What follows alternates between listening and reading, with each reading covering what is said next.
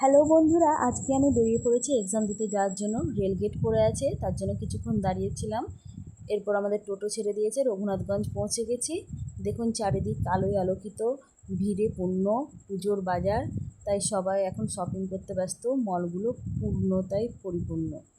তো এখান থেকে আমরা ওমরপুর চলে যাব, সেখান থেকে ধরে নেব বাস। বাস ধরে নিয়েছিলাম, চলে এসেছিলাম অনেকটাই পথ। টোল ট্যাক্সে কিছুক্ষণ বাস দাঁড়ালো। এরপর অনেকক্ষণ যাওয়ার পর প্রায় 1:30টার সময় মানিকচক পৌঁছে গেছি। দেখুন 1:30টা বাজছে, কিন্তু তবুও ভিড় একেবারে ঠেসা। এরপর কিছুক্ষণ পরে আমাদের বাস থেমে গেল 10-15 মিনিটের জন্য। এখানে সবাই নেমেছিল খাবার জন্য। তারপর আবার বাস ছেড়ে দিয়েছিল। ভোরবেলায় পৌঁছে গেছিলাম শিলিগুড়ি। এইখানেই আমরা স্টে করেছিলাম, কারণ আমার 2 দিন পরীক্ষা ছিল। এই রুমটা আমরা নিয়েছিলাম থাকার জন্য। আমি এবং আমার বাবা এসেছি। তো এরপরে দুপুরবেলায় খাবার জন্য নিচে নেমে এসেছিলাম। এখানে ছোট্ট মতন রেস্টুরেন্ট আছে, তো আমরা নিরামিষ থালি নিয়েছিলাম। এটার দাম পড়েছিল 70 টাকায়। এটাতে ছিল ভাত, পাঁপড় ভাজা, লেবু, পেঁয়াজ, ডিমের অমলেট এক্সট্রা নিয়েছিলাম, চপ, 2টো তরকারি, ডাল। এই দেখুন একেবারে এক্সাম সেন্টারের সামনেই আমি রুমটা নিয়েছিলাম।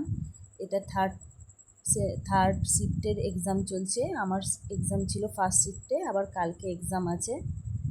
তো এক্সাম দেওয়ার পর আমরা চলে যাব কাল বাড়ি।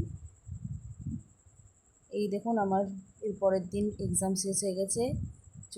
চলে এসেছি শিলিগুড়ি বাস স্ট্যান্ড। বাস ধরে নিয়েছি।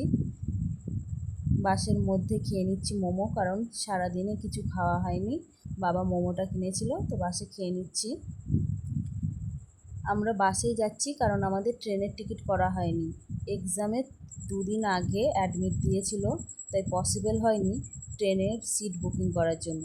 আর হয়তো এমনি গেলে সিট পেতাম না, তাই বাসেই চলে যাচ্ছি। তো এখন যাচ্ছি, প্রায় শিলিগুড়ি পার হতে চলেছি। দেখুন শিলিগুড়ির চা বাগান, এরপরে আসবে কিষানগঞ্জ, তারপর অনেকটা রাস্তা পার হওয়ার পর আমাদের বাড়ি যেতে হবে।